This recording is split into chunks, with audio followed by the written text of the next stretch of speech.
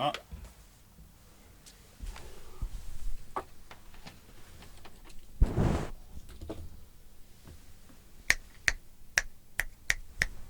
Are we hot? We're hot.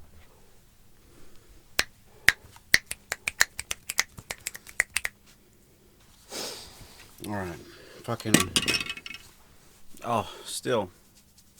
Look at that baby face. I look like one of the. I could go on a. You could still put my face on the fucking Gerber baby jar. So. It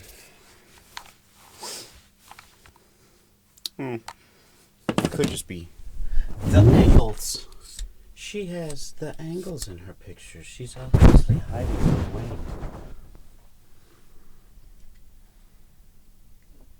Get you nice and proper set up. See if we can emphasize the clever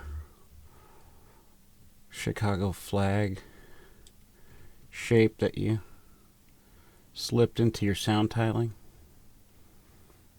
Because, you know, you're not supposed to spoon feed your cleverness to the public.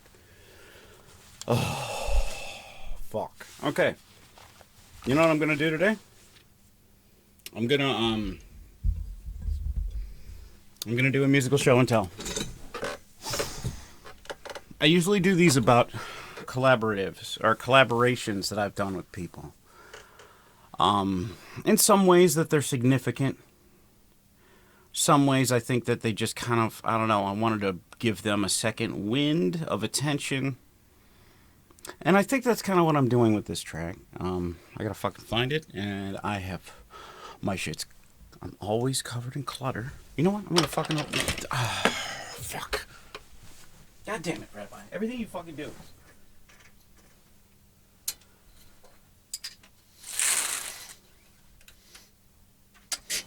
You like that? You like, oh shit. A seed.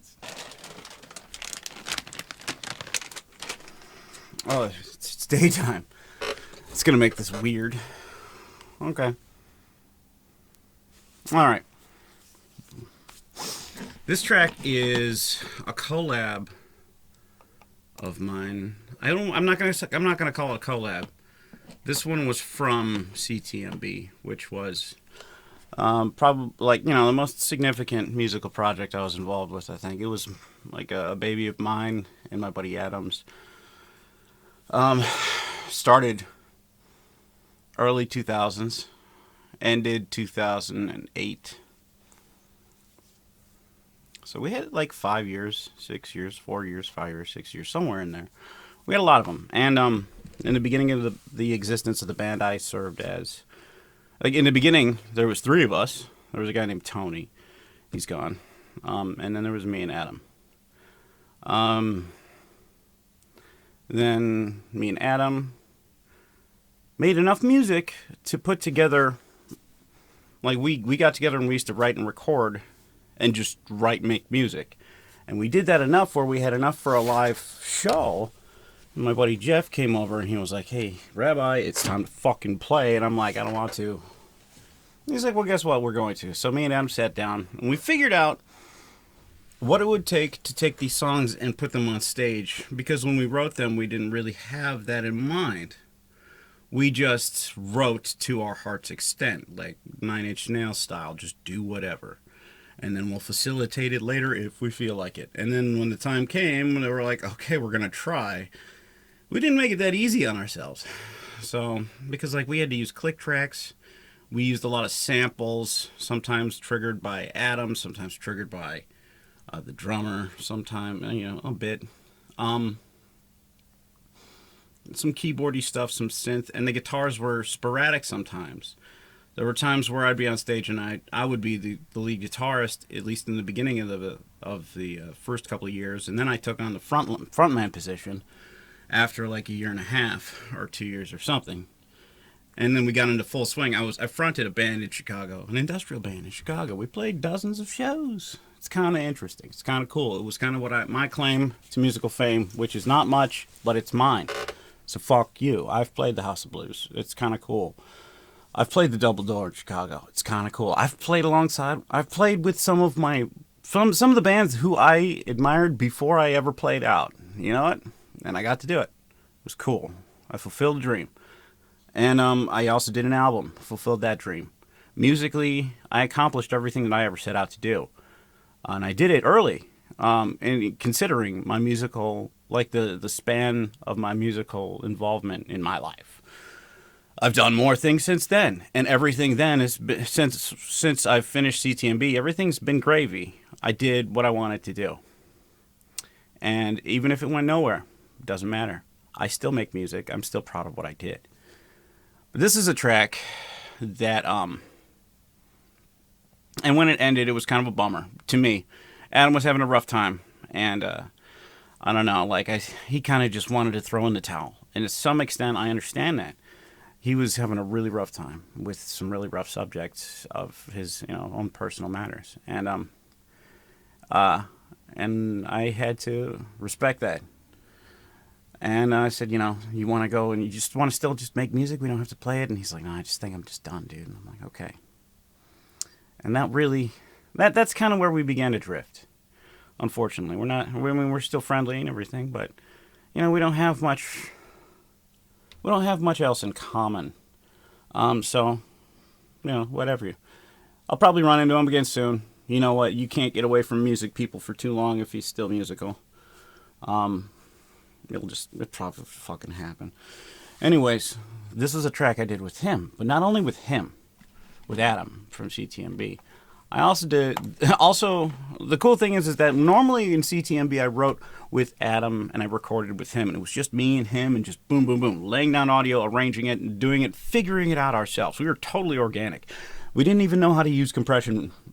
And even like I look at the wave shape of this track on SoundCloud right now, and it cracks me up because I look at the dynamics of it.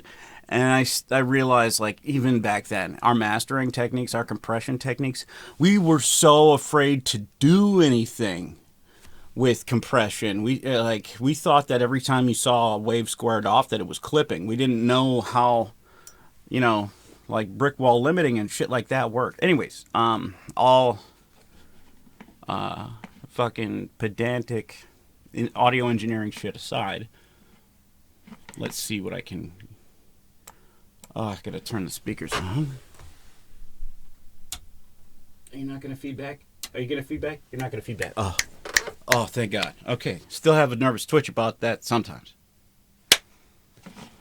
Okay, do we got volume, Rabbi? Okay, this is a long track. This is a 7-minute track. And we're gonna take it to the bitter end, guys. So I don't blame you if you just check out now, or in a couple of seconds when I started. But I'm going to tell you who was actually involved in this. Normally it was just me and Adam. But in this one, we also, and so on a lot of the tracks, it was me who did the vocals in the beginning. And then we started getting our vocalist who we had for live stage. We got him in on that. He kind of came in later. It was almost a dual vocalist sort of thing in C.T.M.B., but predominantly it was me doing a lot of the writing. But in this track, this was really split up really well. This track itself, I couldn't say was C.T.M.B. in the way that me and Adam made C.T.M.B. This track is C.T.M.B. in the way that it was the complete, a bigger chunk of the complete band. It didn't have Jeff or Monkey Boy in it, because they were in the band. But it did have our drummer, Connor, in it. It had... in the second half of it has some acoustic drums.